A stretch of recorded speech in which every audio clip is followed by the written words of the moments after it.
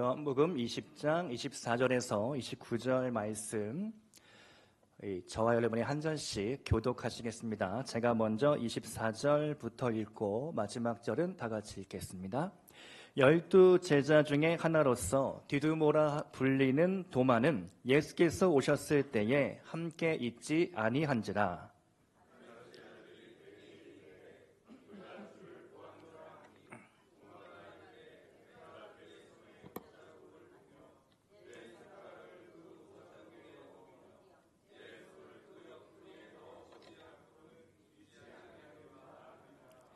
여드레를 지나서 제자들이 다시 집 안에 있을 때에 도마도 함께 있고 문들이 닫혔는데 예수께서 오사 가운데 서서 이르시되 너희에게 평강이 있을지어다 하시고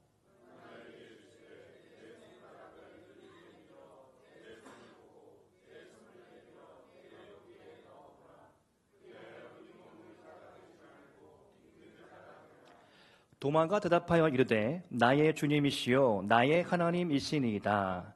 예수께서 이르시되 너는 나를 본고로 믿느냐? 보지 못하고 믿는 자들은 복되도다 하시니라. 아멘. 오늘 오후에는 의심 많은 도마라는 제목으로 말씀을 나누겠습니다. 우리가 이 시간에 한번 도마를 도마 위에 올려보려고 합니다. 도마 전격 해부. 도마가 누구인가? 문화부 장관을 지낸 이어령 교수님이시죠. 이분이 예수님을 믿게 된 사연이 있습니다. 거의 평생을 무신론자처럼 살았는데 딸이 먼저 예수님을 믿었죠. 근데 딸이 병에 걸려서 시력을 점점 잃어가고 있었습니다. 의학적으로는 이 시력을 되돌리는 것이 불가능이다. 그런 판정을 받게 됩니다. 근데 이 교수님이 아버지로서 너무나 안타까워서 혹시나 하는 마음에 하나님께 기도를 드린 거죠. 하나님, 만일 딸의 시력을 회복시켜 주시면 제가 예수님을 믿겠습니다. 그런데 신기하게도 그 불가능해 보였던 딸의 시력이 기적적으로 회복이 됩니다. 교수님이 이런 생각이 들었다고 합니다. 내가 빠져나갈 수 없게 됐구나. 그리고 예수를 믿게 되었다는 것이죠. 믿음은 누군가에게는 너무나 자연스러운 일인데 태어나 보니까 믿는 가정에 태어났고 자라나다 보니까 교회 학교부터 시작해서 수련회를 쫓아다니면서 믿음이 자연스럽게 형성된 분들도 있지만 누군가에게 믿음이라는 것은 상당히 큰 용기가 필요하고 그리고 도전이 된다는 것이죠. 어떻게 보면 믿음도 은사가 아닌가 그런 생각을 하게 됩니다. 많은 사람들이 하나님이 내 눈앞에 나타나면 내가 믿겠다.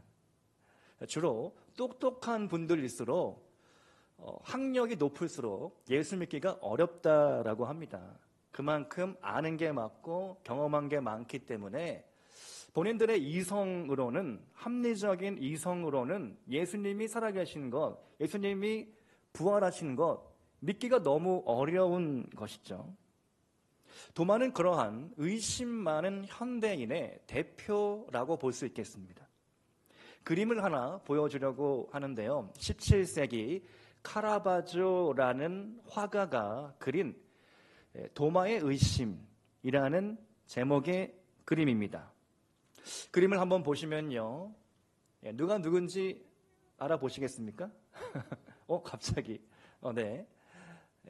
이 가슴이 드러난 분이 예수님이시죠. 그리고 정 가운데 있는 사람이 도마로 추정이 됩니다. 도마가 손가락을 옆구리 상처에 넣어보고 있죠. 그리고 다른 두 제자가 함께 구경을 하고 있습니다. 자, 그런데요, 이 그림에서 많은 사람들이 분석하기를 우리는 도마의 손가락에 집중을 하게 됩니다. 도마의 손이 정말로 예수님의 거룩한 그 몸에 닿아서 그래서 도마가 믿게 되었구나.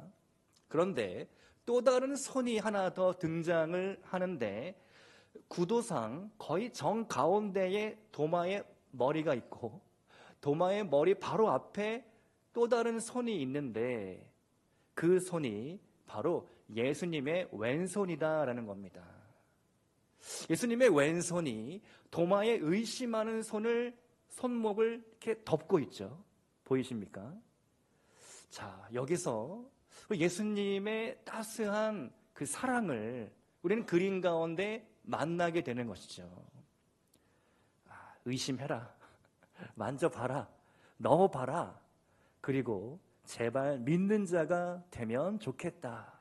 그 따스한 그 예수님의 손길, 도마의 손을 뿌리치지 않고 그 손을 덮어주시는 예수님의 사랑을 우리는 그림 가운데 읽게 됩니다.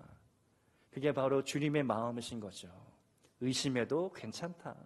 의심해라. 그리고 나에게 나아와라. 믿어라. 라고 오늘 우리에게도 말씀하십니다. 우리가 크게 세 가지로 도마의 의심을 해부해보고자 하는데요. 첫 번째로 도마가 의심했던 이유입니다. 도마가 의심할 수밖에 없었던 이유가 있습니다. 도마의 편을 한번 좀 들어보자면 1번, 도마는 부활의 주님을 만나는 현장에 없었습니다. 다른 제자들은 부활의 주님이 나타난 곳에 마침 모여 있었고 부활의 주님을 똑똑히 목격을 해서 주님이 정말 부활하셨구나 자연스럽게 믿게 되었습니다.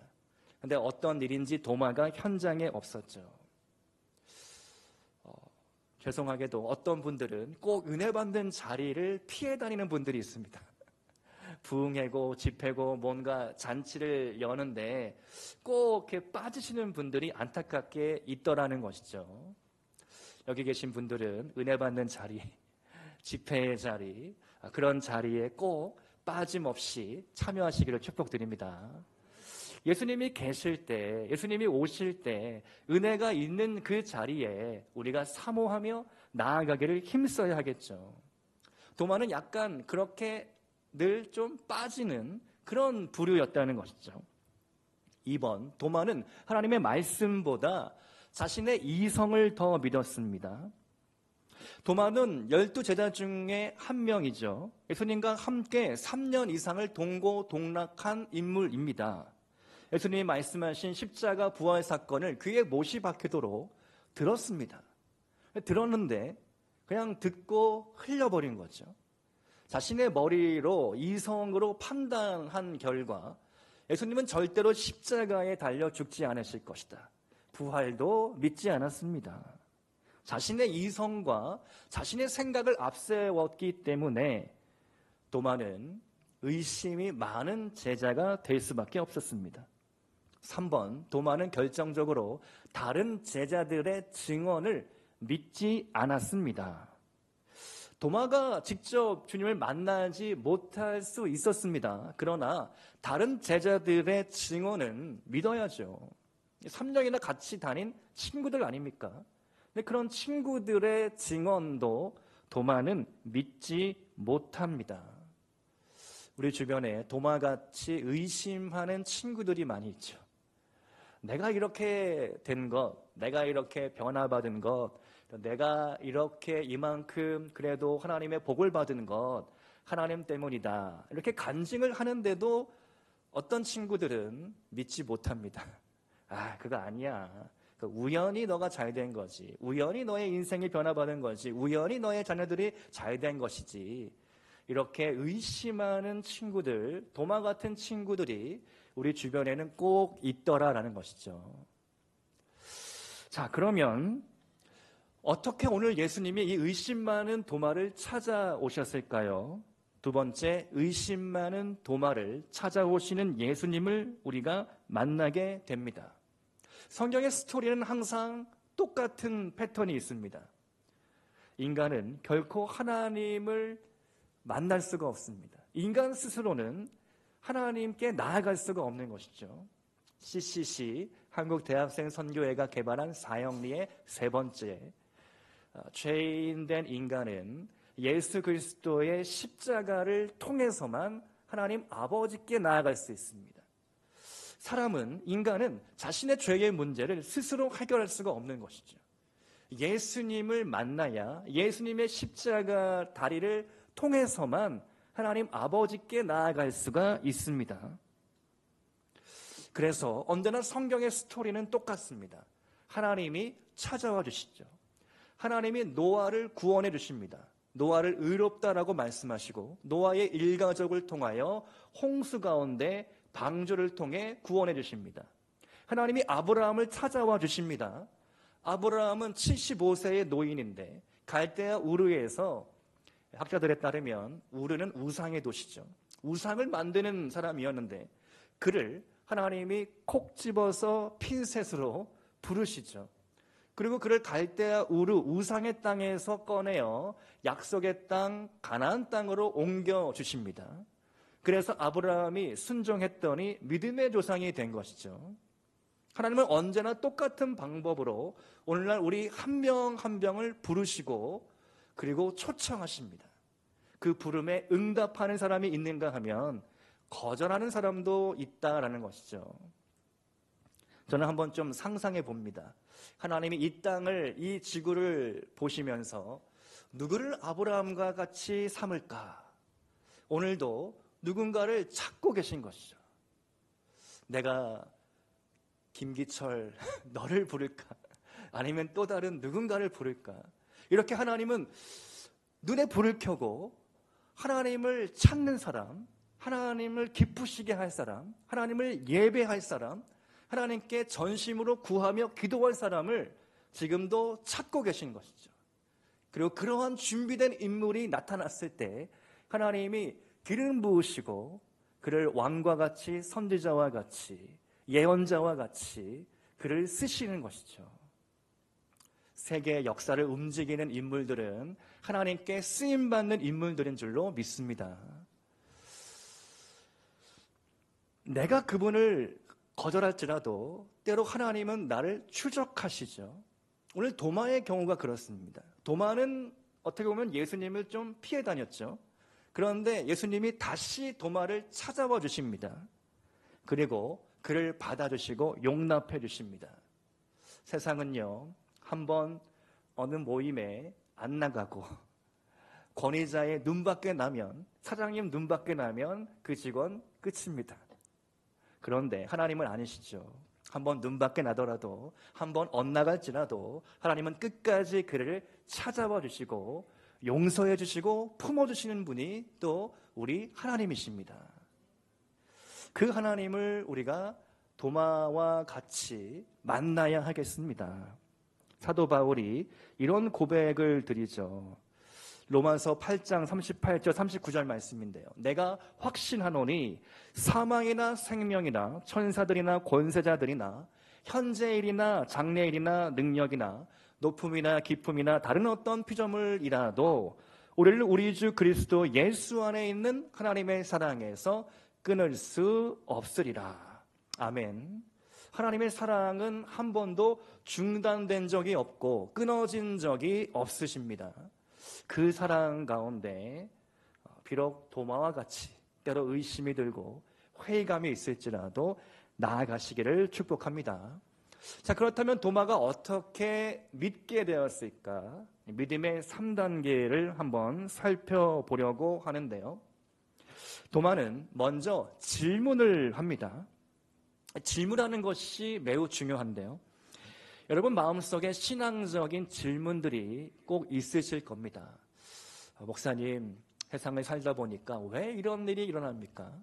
하나님이 의롭다라고 하시는데 왜 불의한 자들이 잘 됩니까? 욥기를 읽으면 의로운 자가 억울하게 고난을 당하죠. 불의한 자가 잘 되는 것처럼 보여집니다.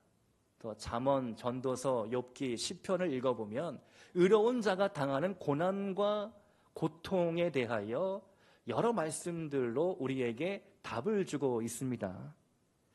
우리는 질문하게 됩니다. 하나님, 왜 내 인생에 이런 일이 벌어집니까?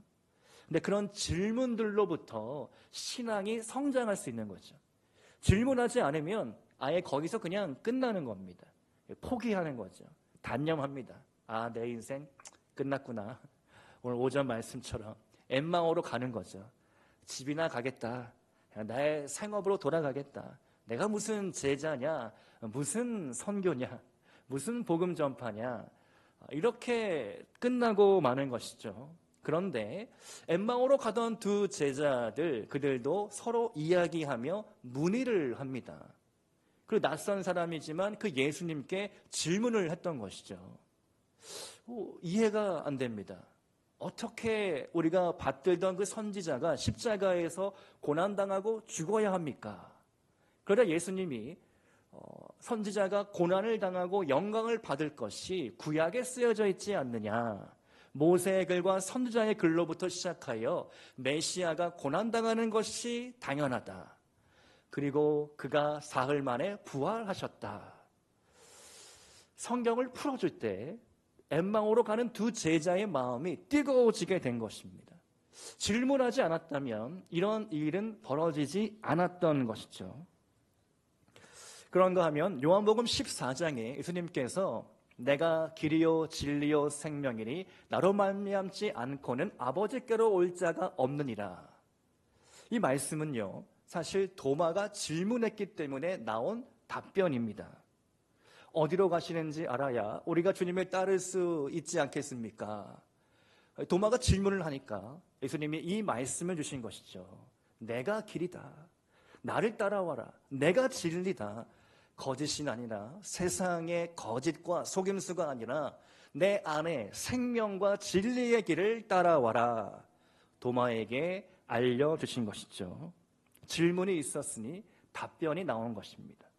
여러분의 자녀, 손자, 손녀로 말씀드려야 될까요? 여러분의 손주들이 질문할 때 에이, 조그만 게 뭘 까불어, 뭘 안다고 이렇게 무시하지 마시고 모든 질문이든 다 답변해 주시기 바랍니다. 질문과 답변 속에 새로운 진리를 만나게 되는 것이죠. 또 믿음이 아직 연약한 성도님들께 질문이 있으면 그 질문을 최대한 성심껏 답변해 주시기 바랍니다. 고난의 이유에 대하여, 고난을 통하여 어떻게 복을 받게 되었는지, 고난 가운데 어떤 깨달음과 교훈을 얻게 되었는지, 내가 아픔 가운데, 질병 가운데 있었는데 그 순간 내가 기도할 때 받은 하나님의 말씀이 있습니다. 이러한 것들을 우리가 나눌 때 더욱더 풍성한 신앙이 자라날 줄로 믿습니다. 도마는 두 번째로 교제를 했습니다. 질문의 단계를 넘어가면 교제의 단계가 필요합니다. 오늘 말씀을 보니까 24절 말씀에 12제자 중에 하나로서 디두모라 불리는 도마는 예수께서 오셨을 때에 함께 있지 아니한지라. 도마는 제자들과 함께 교제하지 않았습니다. 한번 상상해 봅니다. 도마도 낭망하고 절망했겠죠. 그리고 무슨 모임이냐. 나는 그냥 혼자 게임하겠다. 난 그냥 집에서 잠이나 자겠다. 그리고 이 제자들의 모임에 참여하지 않은 거죠. 우리식으로 바꾸어 설명하자면 구역 모임에 나오지 않은 겁니다. 저는 그냥 오전 예배만 드리고 집에 가겠습니다. 무슨 오후에 또 구역 모임을 합니까? 약간 이러한 태도가 도마 가운데 있었던 것이죠. 함께 있다는 것이 얼마나 소중한지 도마는 잘 몰랐습니다. 그런데 이 사건이 지나고 여드레, 오늘 본문은 여드레가 지난 후에 도마가 다시 모임에 참석하게 됩니다. 요한복음 20장 26절 말씀을 보니까 같이 한번 혹시 말씀이 나올까요? 요한복음 20장 26절 말씀 제가 한번 읽겠습니다. 여드레를 지나서 제자들이 다시 집 안에 있을 때에 도마도 함께 있고 문들이 닫혔는데 예수께서 오사 가운데 서서 이르시되 너희에게 평강이 있을지어다 하시고. 아멘. 이번에는 도마가 그 모임에 있었습니다. 제자들과 함께 교제를 나누고 있었습니다. 그리고 예수님이 나타나셔서 너희에게 평강이 있을지어다. 그리고 도마야, 이리 와라. 네 손가락을 내 못자국에 한번 넣어봐라. 또 네 손가락을 내 옆구리에 이 흉터에 넣어봐라. 나는 부활했다. 나는 진짜다. 나는 영으로서 온 것이 아니라 헛개비가 아니라 실제 부활한 나다. 예수님이 본인의 몸을 스스로 보여주시면서 도마에게 믿는 자가 되라고 말씀하시는 것이죠. 마태복음 18장 20절에 두세 사람이 모인 그곳에 나도 그들 가운데 있겠다. 예수님이 분명히 말씀하십니다. 그러면 우리가 모이는 것에 힘을 써야 합니다. 모이기를 패하는 어떤 자들과 하지 말고 모이기를 힘쓰라라고 말씀하시죠. 이렇게 우리가 오전 예배 드리고 또 오후 예배로 모이는 것이 여러분에게는 조금 체력적으로 부담스러울 수 있지만 우리가 한 번 더 모여서 하나님 말씀을 듣고 함께 우리가 신앙을 나누는 것이 얼마나 행복한 일입니까? 행복하시죠? 지겨우십니까? 할렐루야. 말씀을 듣고 또 듣는 것이죠. 물론 우리 도마 이야기 잘 아는 말씀이지만 한 번 또 들으면서 오늘 또 새로운 메시지를 성령께서 내 마음 가운데 주시는 거죠. 부담을 주시고 내가 어떻게 살아가야 할지, 내가 무엇을 고쳐야 할지, 무엇을 새롭게 시작해야 할지 분명히 여러분 마음 가운데 성령께서 이 순간에도 일하시고 있는 줄로 저는 믿습니다. 도마가 그렇게 다시 모임을 회복했을 때 주님을 새롭게 만났고 은혜를 경험하게 된 것이죠. 모임 가운데, 예배 가운데 그러한 성령의 역사가 분명히 있습니다. 오늘날 부득이한 사정으로 여행이나 다른 이유로 온라인 예배를 드리는 경우가 있습니다. 물론 그런 경우는 예외가 될 수 있겠지만 가능하면 우리가 몸을 하나님께 보여서 교회에 나와서 예배 시간을 지켜 예배 드리는 것이 너무나 소중하다는 것이죠. 우리가 예배할 때 성령께서 이곳에 함께 하시고 또 우리의 모임을 통하여 서로의 모습을 통하여 철이 철을 날카롭게 하는 것처럼 때로는 철이 부딪히면 막 불꽃이 튀고 싸우기도 하고 문제도 생기고 갈등도 생기지만 그 과정을 통해 철이 철을 연단하는 것처럼 우리의 신앙이, 우리의 성품이 깎여지고 새로워지는 줄로 믿습니다. 그런 일들이 우리 교회 가운데 일어나야 하는 것이죠. 더 모이고 함께 하나 될 때 하나님께서 새로운 은혜를 주실 줄로 믿습니다. 도마가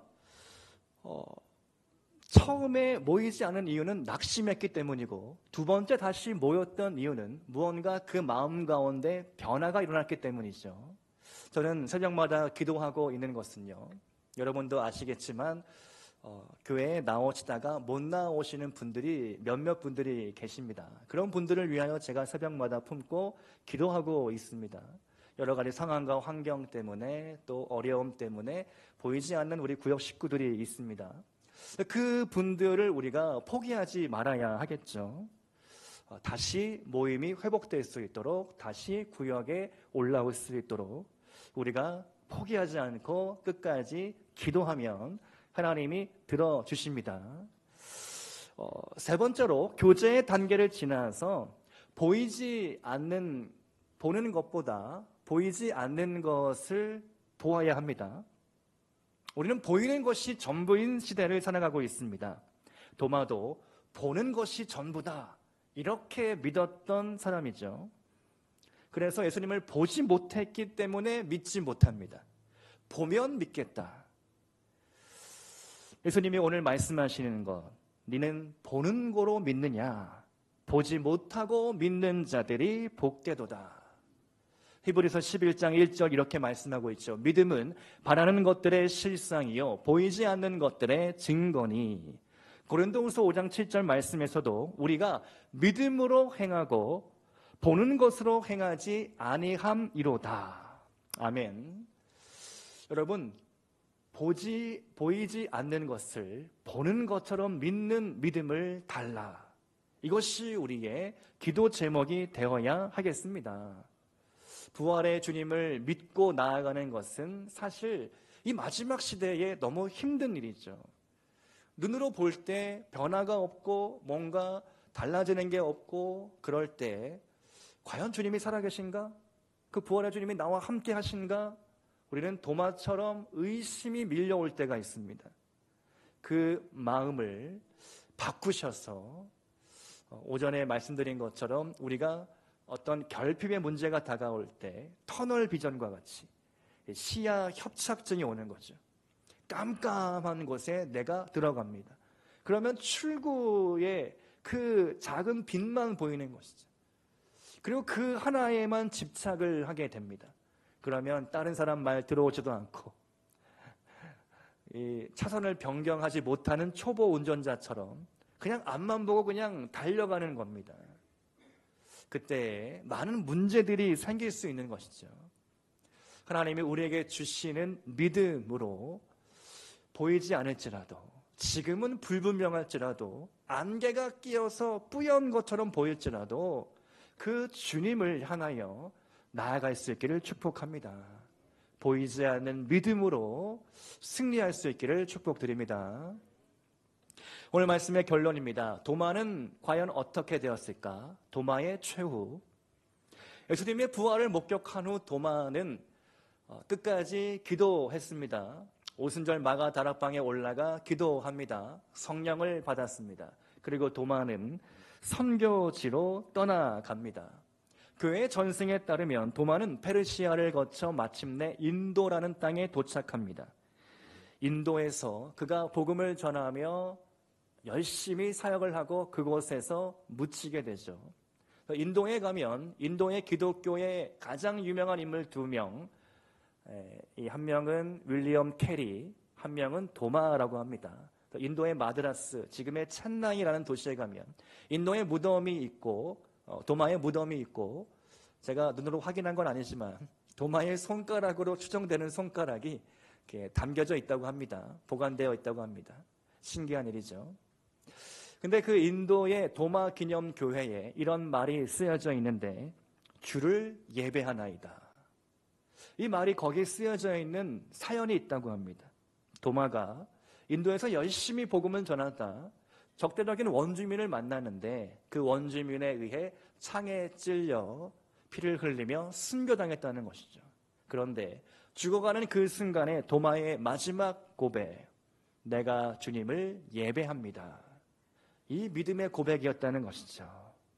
도마는 교제의 자리, 예배의 자리에서 주님을 믿고 최후는 순교당했던 그러한 선교사의 삶을 살았다라는 것입니다.